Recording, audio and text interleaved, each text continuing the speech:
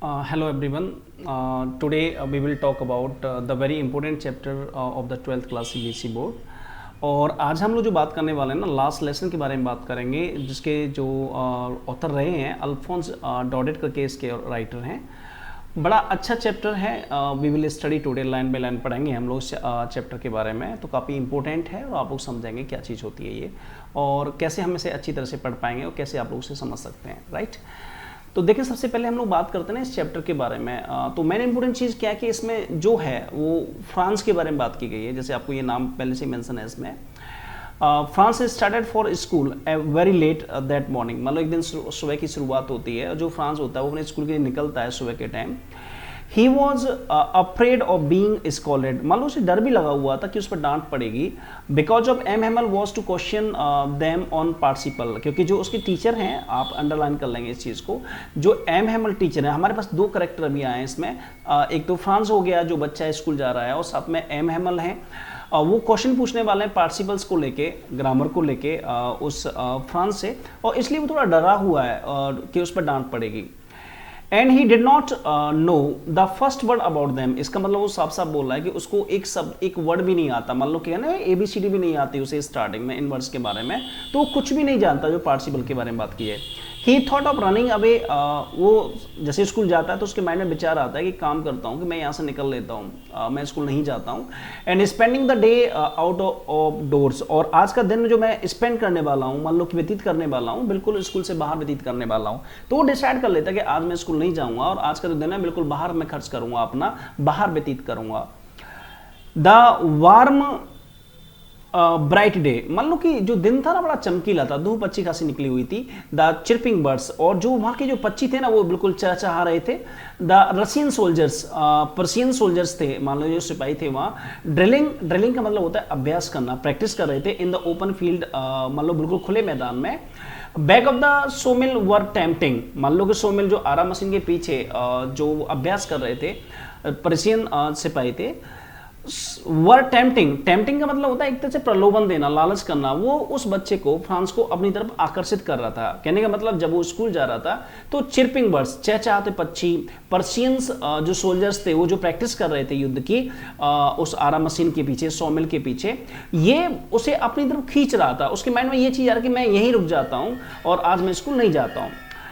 आगे देखें, but he resisted the temptation, लेकिन वो क्या करता है कि जो टेम्पटेशन था, उसका जो मन डाइवर्ट हो रहा था, वो उसको रोक देता है। And hurried off to the school, और स्कूल के लिए वो निकल जाता है। मान लो रेसिस्ट करता है अपने आप को, अपने मन को रोक लेता है। मान लो कि जो उसके मन में लालच आया तो उसको कंट्रोल करता है और कहता है कि चलो भाई मैं स्कूल के लिए जाता हूँ। तो आप समझेंगे जो फ्रांस है स्कूल के लिए निकलता है, बहुत डरा हुआ है कि उस पर डांट पड़ेगी, क्योंकि एम एम एल जो उसके टीचर थे उन्होंने पार्टिसिपल पर क्वेश्चन दिए थे पूछने के लिए, और उसे पार्टिसिपल्स के बारे में ABCD बिल्कुल भी नहीं आती थी। और वो सोचता है कि मैं यहाँ से भाग लेता हूँ, स्पेंडिंग डे, अपना जो दिन है आज स्कूल से बाहर ही व्यतीत करूँगा। दिन बड़ा अच्छा था, चमकीला दिन था, धूप निकल रही थी, बहुत सारे पक्षी चिरपिंग कर रहे थे, चहचहा रहे थे। पर्शियन सोल्जर्स थे, वो अभ्यास कर रहे थे ओपन फील्ड में सॉमिल के पीछे, और ये उसको बड़ा आकर्षित कर रहा था कि स्कूल जाने की अपेक्षा, पार्टिसिपल्स पे क्वेश्चन पूछने की, बताने की अपेक्षा ये मेरे लिए बड़ा अच्छा थी। बट वो क्या करता है, ही रेसिस्टेड द टेम्पटेशन, वो अपने टेम्पटेशन को रोक लेता है, कंट्रोल करते हैं अपने आप को, नहीं भाई मुझे स्कूल जाना, बाहर नहीं जाना। And hurried of the school, और वो स्कूल के लिए निकल जाता है। आगे देखेंगे आप इसमें। There was a crowd in front of the bulletin board, जैसे स्कूल में नोटिस बोर्ड होता है तो वहाँ एक बुलेटिन बोर्ड लगा हुआ था, और वहाँ बहुत सारी भीड़ थी स्कूल में। नियर द टाउन हॉल, जो वहाँ टाउन हॉल बना हुआ था, अक्सर देखा रूम के बाहर जो एक हॉल से बनी होता है, तो वो ना जैसे स्कूल में एंट्री करता है बुलेटिन बोर्ड पर देखता है कि बहुत सारी भीड़ है यहाँ। तो वॉचर, अब देखो ये वॉचर एक करेक्टर का नाम दे दिया। अब क्या लिखा हुआ है, वॉचर द ब्लैक स्मिथ, जो एक लोहार था, asked Franz not to go fast, और वो क्या कहता है फ्रांस से कि फ्रांस ज़्यादा जल्दी मत जाओ। ही अस्योर्ड मतलब विश्वास दिलाना, ही अस्योर्ड द बॉय, और जो वॉचर होता है, जो ब्लैक स्मिथ है, वो उसको विश्वास दिलाता है that he would get to his school in plenty of time. अब देखो गेट का मतलब है यहाँ पहुँचने से, रीच से मतलब है, तो ये आप ध्यान रखना है। वो कहता है कि भाई आप ना, आपके पास प्लेंटी ऑफ टाइम है, बहुत समय है, आप आराम से स्कूल पहुंच जाओगे। और ये वॉचर द ब्लैक स्मिथ जो लोहार था, वो उस फ्रांस से बोल देता है कि आप आराम से पहुंचने वाले हैं, तो आप परेशान ना हो। Usually there was a great bustle, bustle का मतलब चहल पहल होना, बहुत ज़्यादा शोर शराबा होना।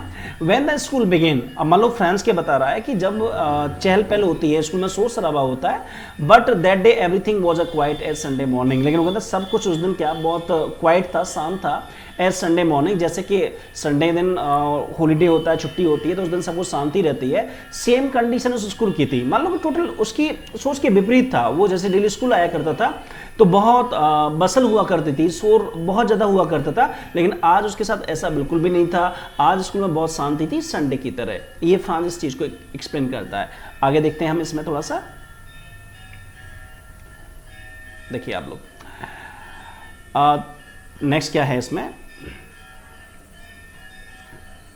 थ्रू द विंडो, मान लो खिड़की से फ्रांस सॉ हिज क्लासमेट्स, मान लो अपने क्लासमेट्स को देखता है, ऑलरेडी इन देयर प्लेस, जो अपनी जगह पे बैठे हुए थे, and MML walking up and down, और जो एमएमएल थे वो आगे पीछे टहल रहे थे, with his terrible iron ruler under his arm, और मान लो उनके हाथ में कहते हैं ना आयरन रूलर, एक जो छड़ी होती है, अंडर हिज आर्म, उन्होंने हाथ में छड़ी ले रखी थी, उसे लेकर वो इधर उधर टहल रहे थे। France open the door, France क्या करता है कि क्लास का दरवाजा खोलता है, एंड वेंट इन, और अंदर चला जाता है। ही ब्लस्ड, ब्लस्ड माने एक तरह से शर्मिंदा होना, एंड वॉज फ्राइटन, और डरा भी हुआ था, मान लो बहुत शर्मिंदा भी था और डरा भी हुआ था कि सारे बच्चे क्लास के अंदर बैठे हुए हैं, और वो जब आता है, M Hamel very kindly ask him to go to his place, लेकिन पहली बार ऐसा होता है उसके साथ में, जो उसके टीचर होता है ना एम हेमल, बड़े काइंडली, बड़े प्यार पूर्वक उससे पूछते हैं to go to his place, अपनी जगह शांति से जाने के लिए। Franz notice that their teacher had put on his beautiful green coat, और जो फ्रांस होता है वो नोटिस करता है कि their teacher had put on his beautiful green coat, कि उसके जो टीचर ने ना बिल्कुल सुंदर सा एक ग्रीन कोट पहन रखा है, हिज फ्रिल्ड शर्ट, और मान लो कि उस शर्ट में काफ़ी सारी धारियाँ बनी हुई हैं, and the little black slip cap, और छोटा सा उसने little black slick cap, slick का एक कैप भी लगा रखा है, ऑल एम्ब्रॉयड, और इस पर ना कढ़ाई हुई है, सारे जो कपड़े पहन रखे हैं उसने। ही वोर का मतलब वेयर की second form, he wore these only on inspection and prize day. अब वो क्या बता रहा है कि जब कभी जो एमएमएल ये कपड़े पहनते हैं ना, वो तभी पहनते हैं जब कोई इंस्पेक्शन का दिन हो या कोई प्राइज का दिन हो, जब कभी कोई ऐसा ओकेजन होता है कि प्राइज का डिस्ट्रीब्यूशन होता है या इंस्पेक्शन हो रहा है, तभी ये कपड़े पहने जाते हैं। The village people were sitting quietly on the usually empty back benches. अब वो एक सरप्राइजिंग चीज क्या दिखता है, जो गांव के लोग थे ना, वो पीछे जो बेंचेस थी जो खाली रहती थी, वो वहां बैठे हुए थे, बैक बेंचेस पे बैठे हुए थे। एवरीबडी लुक्ड सैड, लेकिन फ्रांस को क्या नजर आता है कि सभी लोग बड़े दुखी नजर आ रहे हैं, सैड नजर आ रहे हैं। The Hauser had brought a old primer, मान लो कि एक प्राइमर का मतलब यहाँ किताब से ही होता है, उसमें बहुत सारी चीजें होती हैं। वो एक ओल्ड प्राइमर लेके आता है, पुरानी किताब लेके आता है, उसमें बहुत सारे मैप्स वगैरह भी बने हुए होते हैं। M Hamel said that it was the last lesson he would give them. अब वो एम हेमल एक सरप्राइजिंग न्यूज देता है कि भाई आज क्या है ना, ये लास्ट लेसन है आप लोगों का, जो अब मैं आपको दूंगा। Henceforth only German was to be taught in the school of Alsace and Lorraine। और वो क्या बता रहा है कि भाई जो अल्सेस और लॉरेन के स्कूल हैं, इनमें जर्मन पढ़ाई जानी थी। The new master would come to the next day. अब क्या है कि नया जो टीचर है वो कल से आपके यहाँ आएगा। This was the last lesson of French. अब वो क्या बता रहा है कि अब कल से क्या होना है सब, कि अल्सेस और लॉरेन में, अल्सेस और लॉरेन की जो स्कूल है उनमें जर्मन पढ़ाई जाने वाली है, और ये there was the last lesson of French, और ये फ्रेंच का लास्ट लेसन है, लास्ट लेसन है। And he wanted them to be very attentive. अब तो अटेंटिव समझेंगे, अटेंटिव का मतलब होता है ऐसा student who lessons very carefully. तो वो कह रहा है कि वो चाहता है कि आज सभी जितने भी स्टूडेंट हैं या जितने भी लोग क्लास में बैठे हुए हैं उसकी बातों को ध्यान से सुनेंगे और समझने की कोशिश करेंगे। ये एम हेमल साफ साफ उनसे बोलता है कि आप सभी को आज अटेंटिव रहना है और ये सारी चीजें आपको समझनी है। नेक्स्ट देखेंगे आप इसमें। जैसे ही फ्रांस को ये पता चलता है कि भाई अब क्या है कि फ्रांस का बिल्कुल लास्ट है, तो कहता है फ्रेंच फेल्ट सॉरी। और फ्रांस को क्या होता है कि बड़ी शर्मिंदगी महसूस होती है, उसे बड़ा खेद व्यक्त होता है that he had not learn his lesson properly, कि उसने जो अपने चैप्टर हैं वो बिल्कुल अच्छी तरह से याद नहीं किए हैं। The idea that MML was going away made the narrator forget all about his ruler and how cranky he was। अब क्या कहता है, MML was going away, मान लो कि जैसे ही MML ने बताया कि भाई अब मैं यहाँ से वापस जा रहा हूँ, made the narrator forget, इससे क्या होता है कि वो नैरेटर को सब कुछ भुला देता है ऑल अबाउट हिज रूरल, जैसे कैसे वो छड़ी का इस्तेमाल करता है, and how cranky he was, और कितना सनकी टाइप का था वो एम हैमल। ये फ्रेंड्स सबको दिमाग से निकल जाता है, जैसे एम हैमल बताता है कि नहीं भाई मैं अब जा रहा हूँ, कल से आपको दूसरी लैंग्वेज पढ़ाई जाएगी, ये लैंग्वेज नहीं पढ़ाई जाएगी। Now Franz understood why M. Hamel had put on his fine Sunday clothes and why the old men of the village were sitting there. अब फ्रांस की समझ में अच्छी तरह से आया था कि एम हैमल ने ये पुराने अच्छे कपड़े क्यों पहन रखे हैं जो संडे को पहनता है, एंड और why the old man of the village, और जो गांव के बड़े बूढ़े लोग हैं जो इनकी एज ज्यादा है, वो लोग आखिर क्लास में पीछे क्यों बैठे हैं। अब ये फ्रांस की अच्छी तरह समझ में आ जाता है। They had come to thank the master for his 40 years faithful service. They had come to thank the master for his 40 years faithful service. वो क्या कह रहे हैं कि वो सभी लोग जो आए हैं वो इस टीचर को धन्यवाद देने के लिए आए हैं, उन्होंने 40 साल बड़ी ईमानदारी से वफादारी से सर्विस की है, सेवा दी है लोगों को। To show their respect for the country that was theirs no more, मान लो कि वो उस रेस्पेक्ट को दिखाने के लिए हैं अपने देश के लिए, जिस भाषा को वो जानते थे उस भाषा में वो रेस्पेक्ट दे सकते थे, दैट वॉज देयर्स नो मोर। अब वो रेस्पेक्ट उनका नहीं रहा है क्योंकि उनकी भाषा बदलने जा रही है, सब कुछ उन्हें दूसरी भाषा में पढ़ने पड़ेगा। M Hamel ask Franz to recite, अब एम हैमल क्या करते हैं कि वो फ्रांस से पूछते हैं कि बेटा आप हमें सुनाइए, but he stood there silent, लेकिन फ्रांस होता है ना वो बिल्कुल शांत खड़ा हो जाता है, कुछ भी नहीं बोलता। The teacher did not scold him, अब क्या होता है टीचर ना बिल्कुल भी उसको स्कॉल्ड नहीं करता, डांटता भी नहीं है। He confess that his parents and the teacher were a fault, अब वो इस बात को कन्फेस करता है, मानता है, स्वीकार करता है कि ये दोष उस फ्रांस का नहीं है, उसके पेरेंट्स भी जिम्मेदार हैं और कहीं ना कहीं ही वर फॉल्ट, मान लो उसके टीचर्स, वो अपने बारे में बात करता है और कहीं कहीं ऐसा लगता है कि वो टीचर खुद भी दोषी हैं इस बात के। Then he talked of the French language, और फिर वो फ्रेंच लैंग्वेज के बारे में बातचीत करता है, the most beautiful language in the world, और वो कहता है जो हमारी फ्रेंच लैंग्वेज है ना वो संसार की सबसे सुंदर लैंग्वेज है, और वो इसलिए कहता है कि अब नेक्स्ट डे से स्कूल में फ्रांस नहीं पढ़ाई जाएगी, जर्मन टीचर आएगा वो जर्मन में पढ़ाएगा आपको। द क्लियरेस्ट, वो कहता है ये लैंग्वेज बड़ी साफ साफ बोली जाती है, द मोस्ट लॉजिकल, और बड़ी लॉजिक से भरी हुई है, बहुत सारी लॉजिक है इसमें। He ask them to guard it, और वो कहता है कि आपको इसकी रक्षा करनी चाहिए, आपको इस लैंग्वेज को बचाना चाहिए। Among them and never forget, और इसको आपको कभी भूलना नहीं चाहिए। Their language was the key to their prison, वो कहते हैं कि ये जो लैंग्वेज है ना ये मान लीजिए एक तरह से चाबी है टू देयर प्रिजन, माने जेल में बंद होने की। वो कहते हैं कि अगर कभी आप फंस जाते हैं, कभी बंद हो जाते हैं, किसी भी दलदल में फंस जाएं, आपका अपनी लोकल लैंग्वेज पे कमांड होना ये एक चाबी होती है उस परेशानी से निकलने की। तो प्रेजेंट का मतलब यहाँ परेशानी से है, वो कहते हैं कहीं भी आप फंस जाएं, कहीं भी आपके साथ कुछ गलत होता है, तो अगर आप लैंग्वेज पे कमांड रखते हैं तो उसके हेल्प से आप बाहर निकल के बड़ी आसानी से आ सकते हैं। आगे देखेंगे आप इसमें, नेक्स्ट देखें आप इसमें। Then they had lesson in grammar and writing, अब फिर क्या होता है जो टीचर होते हैं वो अपना लेसन पढ़ाते हैं, ग्रामर पढ़ाते हैं और राइटिंग का सेक्शन भी होता है उसमें। The pigeons cooed very low on the roof, और जो पिजन्स थे मान लो कबूतर थे वो कू की आवाज कर रहे होते हैं बहुत धीमे धीमे छत के ऊपर।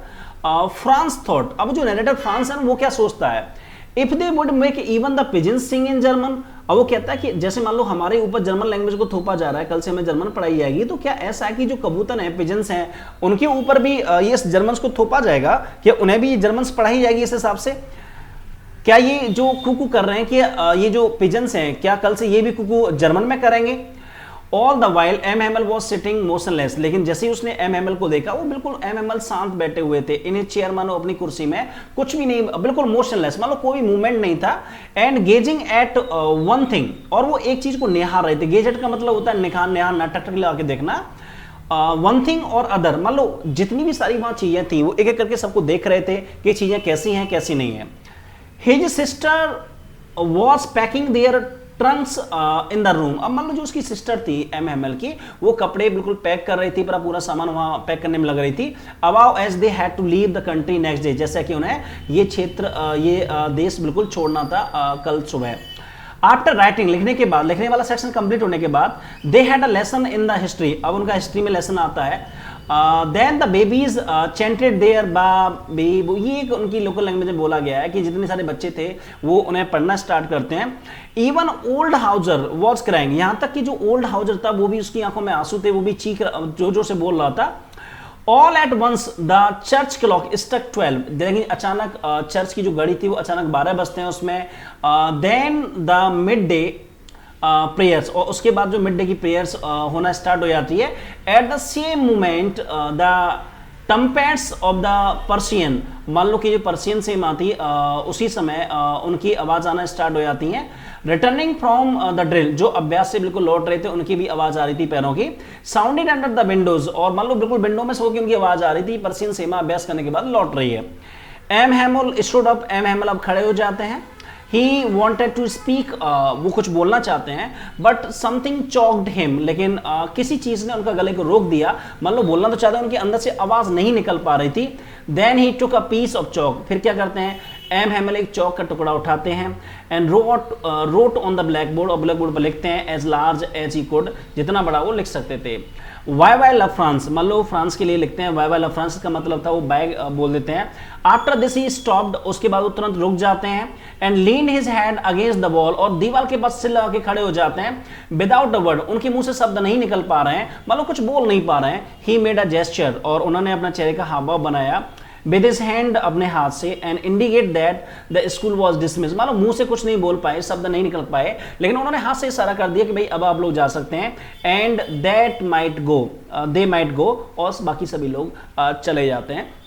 इट ओवल एक समरी थी पूरा इस चैप्टर के बारे में, काफ़ी डीपली मैंने समझाया, आप लोग अच्छी तरह समझ सकते हैं. एक दो बार लेसन करेंगे तो आपके लिए बड़े क्लियर हो जाएगा, और इजीली आप इसे समझ पाएंगे, और अच्छी तरह से आप पढ़ भी पाएंगे कि आखिर ये ऑल ओवर चैप्टर है क्या, और किस तरह से आप इसे समझ पाएंगे. आराम से पढ़िएगा, 2-4 बार सुनेंगे, that will be clear for you all. Okay guys, thank you very much everybody.